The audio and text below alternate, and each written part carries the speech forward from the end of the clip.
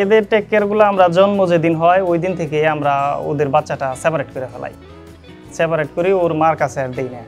দেখা যায় যে আমরা আলাদা ফিডারে দুধ খাওয়াই, 2 মাস পর্যন্ত 10 লিটার করে দুধ খাওয়াই, সকালে 5 লিটার বিকালে 5 লিটার। 2 মাস দুধ খাবে, পাশাপাশি ও দানাদারটা খাবে বা সাইলেজটা খাবে, অভ্যস্ত হয়ে যায়। 3 মাস কাল থেকে আমরা টোটাল ওদের আর দুধ দিই না, ওদের সেপারেট ওই দানাদার আর ওই সাইলেজের উপরই রাখি, ওইভাবে গ্রোথ হয়। দেখা যায় আমি এই বছর ওই যে 9.5 মাস বয়সে একটা সার 3.5 লাখ টাকা বিক্রি করছি।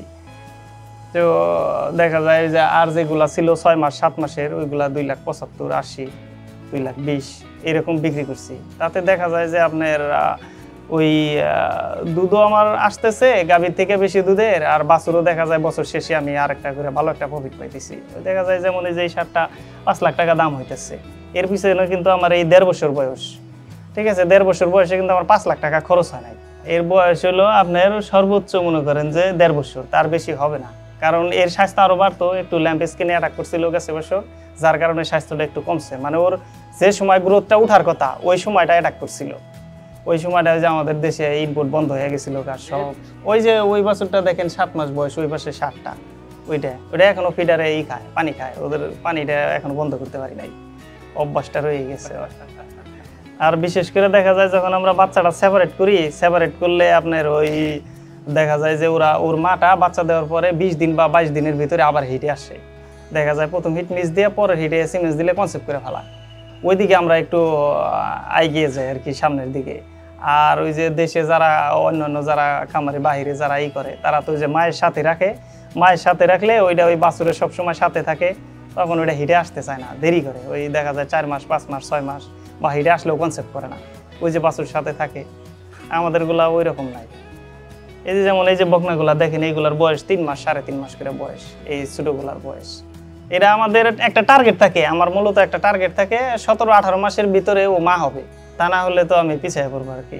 আমার একটা টার্গেটই থাকে এরকম যে 18 মাসের মধ্যে যদি মা বানাইতে না পারি তাহলে তো অনেক লসে যাইতে হবে। যেমন 2 বছর 2.5 বছরের মধ্যে গেলে অনেক পিছিয়ে পড়তেছি। খরচ ভালোই বলতে যেমন মনে করেন যে এই গরুটা 3 মাস বয়স, 90 দিন, 90 দিনে এখন যদি বিক্রি করি তাও আপনার 1,60,000-1,70,000-এর নিচে আমি এটা বিক্রি করবো না। তাহলে ওই দেখা যায় যে 3 মাসে দিলে দেখা যায় যে আমার ও পার ডে দেখা যায় যে 700-800 টাকা করে এখনই দিতেছে। তাহলে একটা গাভীর চাইতে কিন্তু কোনো অংশে কম দিতেছে না ও, ঠিক আছে। তাহলে নানান দিক বিবেচনা করে রিসার্চ করে আর কি খামার চালাইতে হয়, তা না হলে পরে তো আর কি যুগের সাথে তাল মিলিয়ে চলতে হয়, তা না হলে তো আর মনে করেন 60% আঁশ জাতীয় খাবার লাগবে আর 40% দানাদার লাগবে। দানাদারটা মোটামুটি মনে করেন দুধের সাথে ডাইরেক্ট কানেকশন, আর ওইটা ফাইবারটাই আপনার ওই রুমেন্ট ঠিক রাখার জন্য খাবারটা। কিন্তু ওই নরম জাতীয় খাবার যতই দিবেন ততই ওর ফাইবার নাই, ও লুজ মোশন হবে, খালি পাতলা পায়খানা করবে, খালি পাতলা পায়খানা করবে। যেমন এই যে পানা, কচুরি পানাটা আসলে মূলত খাবার না। ওরা সবাই আসলে খাওয়ায়, কেউ বুঝেও খাওয়ায়, কেউ না বুঝে খাওয়ায়, কিছু না পাইয়া খাওয়ায়। যখন তারা বুঝবো যে না এই কচুরি পানার চাইতে এত পরিশ্রম করে আনার চাইতে আমি 1 কেজি সাইলেজ খাওয়াই অনেক ভালো আছে, পরিশ্রম কম, দেখা যায় যে ওই কচুরি পানাটা দুধের মধ্যে খাওয়াইলে পরে যে দুধটা আসবে, দুধের ফ্যাটটা কমে যায়, প্লাস দুধের মধ্যে দেখা যায় এক ধরনের শিশাদার জাতীয় এক ধরনের আশা করি। তো ওই দুধটা তো খাওয়াইলে পরে গরুর জন্য, মানুষের জন্যই ক্ষতি। গরু খেয়ে যেমন খুদের ভাত, তারপরে এই যে বেশি পানি দিয়ে যে খাবারগুলা খাওয়ায় এইগুলা, তারপরে নরম জাতীয়, বেশি নরম জাতীয়, মানে এই যে এই গাছগুলা, যে নেপিয়ার গাছগুলো আমরা চাষ করি, এই চাষ করলে এই গাছগুলা দেখা যায় যে সব বেশি নরম থাকে, কচি থাকে, এই সময় খাওয়ানো ঠিক। আবার যখন বাইরে বজ্রপাত হয়, বৃষ্টি হয়, ওই বজ্রপাত হইলে পরে দেখা যায় যে 3 দিন ওই গাছটা গরুকে খাওয়ানো যায় না। ওই বজ্রপাতের কানেকশনের সাথে ওই সবুজ গাছটা সরাসরি বিষ হয়ে যায়, বিষক্রিয়া হয়ে যায়। ওটা কেউ না বুঝে ওই তাড়াহুড়া করে বৃষ্টির মধ্যে কাটে না গরুরে দেয়, দেখা যায় গরু পেট ফুট খুলে ওই যে ফুড পয়জনিং হয়ে গরু মারা যায়। কিন্তু কী জন্য মারা যায় কেউ তো আসলে বুঝে না। আসলে ওই ঘাসের সাথে অনেকই থাকে, আর ওই যত কুচি ঘাস খাওয়াবো তত গরুর দূষণ হবে। গরুকে আসলে ফাইবার জাতীয় খাবারটা একটু বেশি খাওয়ানো উচিত। দেখবেন যে কেউ যত নরম খাবার খাওয়াবে, যেমন এই যে ধানের খড়গুলা, এখন যে খড়গুলো আছে এইগুলা কেটে যদি খাওয়ায় এইগুলাও ফুড পয়জনিং হবে। এগুলো খাওয়ানো যায়, তবে দেখা যায় যে কেউ দেখা যায় যে ইউরিয়া মোলাসিস করে খাওয়ায়, আবার দেখা যায় শুকাইয়া পরে আস্তে আস্তে কাটে খাওয়ায় পানি দিয়ে ভিজিয়ে টিজিয়ে। সাইলেজটা মূলত আমরা তৈরি করি যখন ভুট্টা গাছের বয়সটা 120 দিন হয়ে যায়, তখন আমরা ওই মাঠ পর্যায়ে কৃষকের কাছ থেকে কিনি বা তাদের সাথে চুক্তি থাকে। যে 120 দিন বয়স হলে আমি আপনার মাঠ থেকে সম্পূর্ণ ভুট্টা গাছ কাইটা ক্লিয়ার করে নিয়ে যাব। তো ওইভাবে আমরা ওই মেশিন আছে আমাদের, আমরা ওই মাঠের মধ্যেই নামাই দিই, দিলে ওইখান দিয়ে গাছটা পুরা গাছ কাটার পর ওই সাথে আবার ভুট্টার যে কলা বলে আর কি, ওইটা একটু মিল্কিং স্টেজে আসতে হয়, মানে দানাটা হইলে চাপ দিলে যাতে একটু দুধ বের হয়। তো ওইটাই আমরা আবার চপিং করি, চপিং করে আমরা আবার এয়ার টাইট করি, মানে আর একটা পলি দেই, তার ভিতরে আবার একটা প্লাস্টিকের বস্তা দেই, দুইটা দিয়ে একটা ভ্যাকুম ক্লিনার দিয়ে ওই বাতাসটা বের করি এয়ার টাইট করে মুখটা বান্ধা পরে বস্তা করি ওইভাবে সেলাই করে একটার উপরে আরেকটা বস্তা স্ট্রাইক দিয়ে রেখে দিই। এইভাবে রাখলে দেখা যায় 1 বছর পর্যন্ত ভালোভাবে থাকে আর কি। আর বড় পর্যায়ে করতে গেলে এর সাথে আবার বা দ্রুত খাওয়াইলে, মানে আমরা সাইলেজটা যদি আমরা মোটামুটি 20 দিন ফার্মেন্টেশন করি, 20 দিন 22 দিন পর থেকে খাওয়াই। আর যদি খুব তাড়াহুড়া হয় তাহলে ওই যে কালচার ব্যবহার করতে হয়, দেখা যায় কালচারটা ব্যবহার করলে আপনার 5-7 দিন পর থেকে খাওয়ানো যায় এই আর কি। আর বড় পরিসরে করলে কালচারটা লাগে, কারণ বিক্রয়ের জন্য করলে ওইটা তো আর টার্গেট থাকে না কবে বিক্রি করব। আর খামারে খাওয়াইলে তো মনে করেন যে একটা আছে যে ধাপে ধাপে শেষ হইতেছে প্রতি মাসে, যার জন্য আর কি ওই বাড়তি খরচের মধ্যে যায় না। খাবারে মনে করেন যে যেমন আমার গরুগুলাই, যে গরুগুলো আপনার 30 কেজি দুধ দেয়, এগুলো তো আমার এখানে তৈরি করা, যেগুলো 30 কেজি দুধ দেয় ও আপনার সকাল বিকাল 7 কেজি ফিট খায়, 7 কেজি ফিট প্লাস আপনার মনে করেন 10 কেজি সাইলেজ, 10 কেজি সাইলেজের দাম মনে করেন যে 10 টাকা কেজি হইলে 100 টাকা।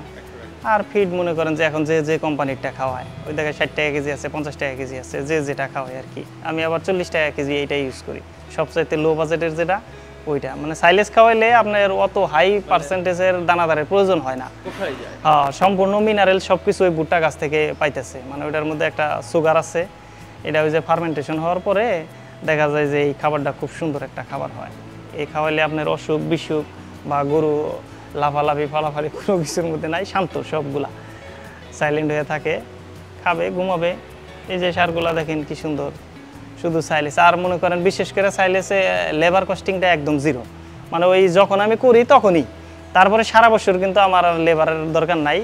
মনে করেন আপনার বস্তাগুলো আসতেছে, বস্তার থেকে বের করে আমি জাস্ট সারিতে দিতেছি। আর যখন আমি ঘাসের মধ্যে চলে যাব তখন মনে করেন আমার এই ফার্ম চালাতে গেলে 3টা লেবার লাগবে বাধ্যতামূলক। ঘাস মাঠ পর্যায় থেকে কেটে আনতে হবে, শপিং করতে হবে, আবার দিতে হবে। আবার সব গরুতে ঘাস খায়ও না, মাঝে মাঝে ডিস্টার্ব করে, ওইগুলো উঠে ফেলাইতে হবে, দেখা যায় মোটামুটি একটা প্যারাই। তো আর ঘাসে মূলত মনে করেন যে স্বাস্থ্যটা এত দ্রুত উঠানো যায় না, সাইলেসে যতটা দ্রুত উঠানো যায়। বিশেষ করে আবার ঘাস ব্যবহার করলে আপনার মনে করেন যে কৃমিটা অ্যাটাক করে বেশি। ওই বাইরে থেকে আসে শামুকের ডিম, তারপরে কৃমির ডিম, এগুলো আসলেই দেখা যায় যে গরুগুলার কৃমির অ্যাটাক করে। আপনার দেখা যায় 3 মাস পর বাধ্যতামূলক কৃমির ডোজ করাইতেই হবে। আর আমি চাইলে হ্যাঁ, আর এদিকে আছে কিন্তু আমি ওই দেখা যায় যে সাইলেসটা খাওয়াইলে আমার দেখা যায় যে বছরে 1বার বা 2বার না, কিছু কিছু সময় না করাইলেও চলে, কারণ ওটার ভিতরে তো আর বাইরের কোনো কিছু ঢুকতেছে না, ঠিক আছে না। যা ছিল ওই যে ওই বায়ুরুদ্ধভাবে বস্তাটা থাকে ওইখানে সব মারাই যায়, যার কারণে আমার দেখা যায় যে গরুগুলা এত কৃমির ওই দিকে ফোকাস না করলেও চলে আর কি। ফিডটাও পানি দিয়ে দিতে হয় না, ওই সাইলেসের মধ্যে শুকনা, জাস্ট এর মধ্যে শুকনা, ওই সাইলেসের মধ্যে দিয়ে দিবে, ওরা শুকনাই খাবে। আর পানি থাকবো সেপারেট 24 আওয়ার, মানে ওই 24 ঘন্টায় পানি থাকবো, পানি খাবে আর ওটা খাবে শুয়ে থাকবে। এমন সময় দেখা গেল একটা গরু অসুস্থ, ওর খাবার দিছি, খাবারটা খাইতে পারতেছে না, যখন ওই যে গ্রামগঞ্জের লোক পানি দিয়ে মিশিয়ে খাবার দেয়, ওই পানি দিয়ে খাবারটা দিলে দেখা যায় ওই খাবারটাই সারাদিনে ওয়েস্ট, ফালাই দেওয়া লাগে। আর আমার এইগুলো শুকনা থাকলে হ্যাঁ, আবার দেখা যায় যে ওই যে শুকনা থাকলে এই জিনিসটা আর ভালো হয় যে ও খাইলো না, দেখা যায় উঠাই আরেকটারে দিলে ওইটা খাইয়ে ফেলাইলো, ওয়েস্ট হইলো না, এই আর কি। আর শুকনাটা শরীরে তাড়াতাড়ি ধরে আর কি, শরীরে পানি খাওয়াইলে দেখা যায় যে 1 কেজি ফিড দিয়ে 20 কেজি পানি দেয়, ওই পানিতে পেটটা বড় হয়ে যায়, শরীরে আর মাংস ধরবো কি। আর এটা তো যা আছে মনে করেন মাশাআল্লাহ খাইতেছে, ওর শরীরে ধরতেছে। আর বিশেষ করে শুকনা খাইলে ওদের যে ইটা আছে মুখের ভিতর থেকে যে লালাটা বের হয়, ওইটা দিয়ে ওরা হজম করতে পারতেছে, সব কিছু হইতেছে, এক্সট্রা আর গ্যাস হওয়ার কোনো চান্স থাকতেছে না। আর ওই যখন পানি দিয়ে দিব, নাক ডুবিয়ে মুখ চুবিয়ে খাবে, তখন দেখা যায় যে বিভিন্ন ধরনের রোগ বালাই হয়, তারপরে ফুড পয়জনিংটা বেশি হয় আর কি, বাত নষ্ট হয়ে যায়। যেমন এরা মেডিসিন দেয়, ডাক্তারের চিকিৎসা করলে ইনজেকশন দেয়, দুধ কমে যায়, প্লাস উলানের এক সাইড পড়েই যায়। পরে এইভাব থেকে পরে আমি আবার ওদের সাথে কন্ট্যাক্ট করি যে আমার তো এরকম খামারে এই সমস্যা পাইতেছি, ম্যাস্টাইটিসের প্রবলেমটা পাইতেছি। তো ও বললো যে আমরা যে দেশে যে ওষুধটা পাই এটা তো তোদের দেশে পাওয়া যাবে না, তো এখন এইরকম একটা ওষুধ আছে, তুই খুঁজে দেয়। মামিডিয়াম নামের একটা ওষুধ, ইন্ডিয়ান ওষুধ। পরে আমি মোটামুটি বাংলাদেশে খুঁজলাম, পাই না, পরে লাস্টে বোয়াপুরে পাইছি ওই ওষুধটা। বোয়াপুরে একটা ডাক্তারের কাছ থেকে ওষুধ আনতাম আমি, নাম স্বাধীন, আমার বন্ধুই। পরে উনি বললো এই ওষুধটা আমার কাছেই আছে, কিন্তু আমরা সরাসরি পাই না, এরা আমরা ওই যে ভেটেরিনারি সার্জনরা ওদের কাছে আসে, ওদের মারফতে আমরা পাই। তাই আমি বললাম যে তাইলে আমার দেন, আমি ট্রাই করে দেখি। পরে ও আমার 1 প্যাকেট দিল, 600 টাকা নিল। পরে আইনা আমি ইউজ করলাম, তাতে মাশাআল্লাহ খুব সুন্দর রেজাল্ট। বাড়তি কোনো কিছুর প্রয়োজন নাই, ওইটাই 4 দিন খাওয়াইলে একদম ক্লিয়ার। পরে তারপরে দেখা গেল যে একটা সময় ওইগুলা বন্ধ হয়ে গেল, আর তো পাই না। পরে আবার ওদের সাথে কন্ট্যাক্ট করলাম, পরে ওরা আবার ওই গ্রুপ সার্চ করে পরে ওরা বললো যে পপুলার কোম্পানির একটা ওষুধ নামছে, তুই সিঙ্গাপুরে তোর লোক থাকলে পরে তাদের সাথে তুই যোগাযোগ করে দেখ। পরে পপুলার আবার সিঙ্গাপুরের মোটামুটি আছে, তো ওইখানে আবার আমার লোকজন আছে, রিসার্চ করে পরে ওইখান থেকে আমি পাইলাম পপুলারের একটা ওষুধ আছে, এই সেম কাজ করে, ওর চেয়ে ভালো কাজ করে। পরে এই যে আমাদের বাংলাদেশে যে পপুলার কোম্পানি আছে, ওইটাই যে মাস্টিনর নাম, এই ওষুধটা এখন যে 550 টাকা করে নেয়, খুবই সুন্দর। এই ওষুধটা 4টা প্যাকেট ইউজ করলে একদম ক্লিয়ার। পরে তারপরে উপেরাই গেলাম, দেখা গেল যে ওই লেবার দেয়া দুধ পানাই দেখা যায় যে একদিন পরপরই ম্যাস্টাইটিস, একটা গরুর পিছিয়ে দেখা যায় যে যদি কিছুদিন পরপরই 500 করে চলে যায়, তাহলে তো আর আমার কোনো বেনিফিট থাকে না। পরে দেখলাম যে এটা আসলে কি কারণে প্রবলেমটা হইতাছে। পরে দেখলাম যে না, আসলে ফ্লোর ম্যানেজমেন্টটা খুব খারাপ হয়ে গেছে আমার। পরে ফ্লোর ওগুলা করে নতুন করে আবার কংক্রিট দিয়ে ঢালাই করলাম, করার পরে দেখলাম যে কম দামের ম্যাট ইউজ করতাম। পরে এই ম্যাটগুলো ফালাই দিলাম, দিয়া ওই দেখা যায় যে 2200 টাকা করে যেগুলো ম্যাট, এই ম্যাটগুলো ইউজ করলাম। প্লাস হইলো রাত্রের বেলায় লাস্টের দিকে যখন সব কাজ শেষ, তারপরে একবার ফ্লোরটা ওয়াশ করে দিই। তারপরে মাশাআল্লাহ আমার আর তারপর দিন থেকে আর কোনো ম্যাস্টাইটিস ফার্মের ভিতরেই নেই ওই রকম একদম। এই ম্যাস্টাইটিসটা একবার এই করেছি, যদিও কোনো প্রবলেম দেখা দেয়, ওই দেখা যায় যে বাচ্চা দেওয়ার আগের দিন থেকে আমি ওই মাস্টিনরটা 2টা প্যাকেট খাওয়াই দিই, বাচ্চা দেওয়ার পরে 2 দিন খাওয়াই দিই, উলান একদম ঠিক, আর কোনো প্রবলেম নাই। মানে যদি সন্দেহ থাকে আর কি, তাহলে ওইভাবে চলে যায়, কোনো অ্যান্টিবায়োটিক কোনো কিছুর প্রয়োজন নাই।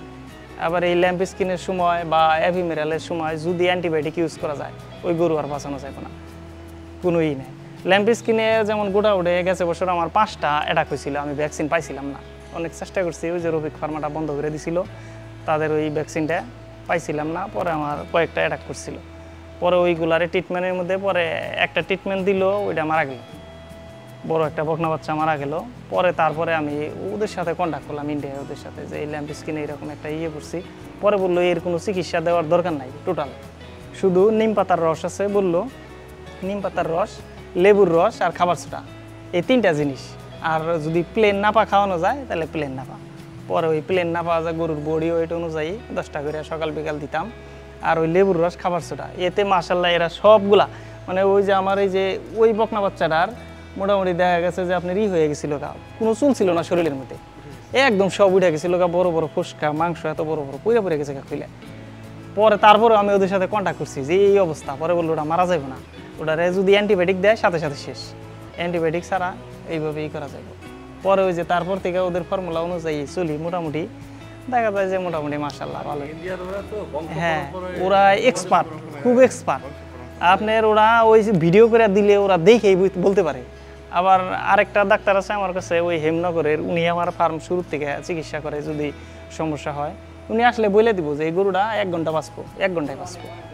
আর যদি বলে যে এই গরুটা আর বাঁচানো যাবে না, উনি আর ট্রিটমেন্ট দিব না, ঠিক আছে। পরে এই যে এফিমেরালে অনেক গরু মারা গেছে অনেক লোকের, কিন্তু এই যে আমার এই যে একটা অ্যাটাক করছিল, এই একটা পরে আমি ফোন দিছি, উনি যশোর ছিল, যশোর থেকে সরাসরি আইসা পড়ছে, তাও উনি আমার বলে নাই যে এই ট্রিটমেন্ট, উনি আইসা ট্রিটমেন্ট দিছে, দিয়ে দেখে ভিডিও দিছি, তারপরে উনি আসছে, বললো যে এটা সিরিয়াস হয়েছে। মানে ওর টানটা পেট থেকে যদি আসতো তাইলে এবারে কন্ট্রোল করা যেত, ওর পেট টানটা একদম যে শ্বাসের যে টানটা একদম নিচ থেকে ভিতর থেকে শুরু হয়ে গেছিল, তার মানে সিরিয়াস, লাস্ট পর্যায়ে চলে গেছিল। পরে উনি আইসা পরে ট্রিটমেন্ট দিছে, পরে আধা ঘন্টার মধ্যে সুস্থ করো, তা না হলে পরে চলে গেছিল।